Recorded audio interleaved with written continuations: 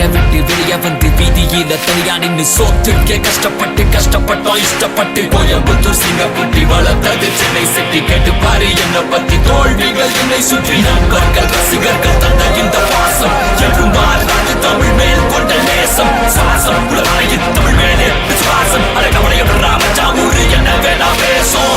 உலகம் முழுதும் ஒழிக்கும் எங்கள் குரல் தோல்வி என்பது நிஜமல்ல நிழல். மிசைய முறுக்கை மிசைய முறுக்கை